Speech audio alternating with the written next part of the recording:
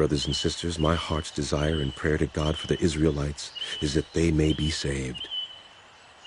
For I can testify about them that they are zealous for God, but their zeal is not based on knowledge. Since they did not know the righteousness of God and sought to establish their own, they did not submit to God's righteousness. Christ is the culmination of the law, so that there may be righteousness for everyone who believes. Moses writes this about the righteousness that is by the law: whoever does these things will live by them.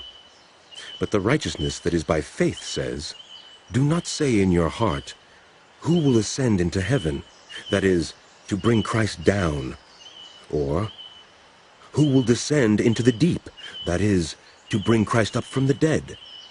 But what does it say? The word is near you. It is in your mouth and in your heart. That is the message concerning faith that we proclaim. If you declare with your mouth Jesus is Lord and believe in your heart that God raised him from the dead, you will be saved.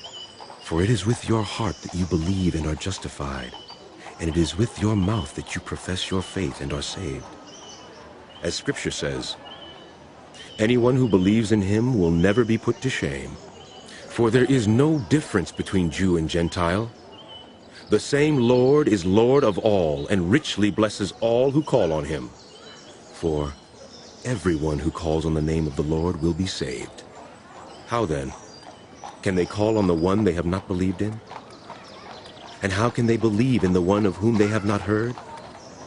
And how can they hear without someone preaching to them? And how can anyone preach unless they are sent? As it is written, how beautiful are the feet of those who bring good news! But not all the Israelites accepted the good news. For Isaiah says, Lord, who has believed our message?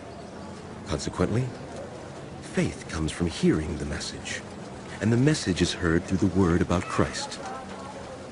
But I ask, did they not hear? Of course they did.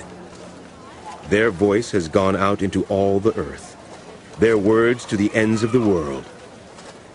Again I ask, did Israel not understand? First, Moses says, I will make you envious by those who are not a nation. I will make you angry by a nation that has no understanding. And Isaiah boldly says, I was found by those who did not seek me. I revealed myself to those who did not ask for me. But concerning Israel, he says, all day long I have held out my hands to a disobedient and obstinate people.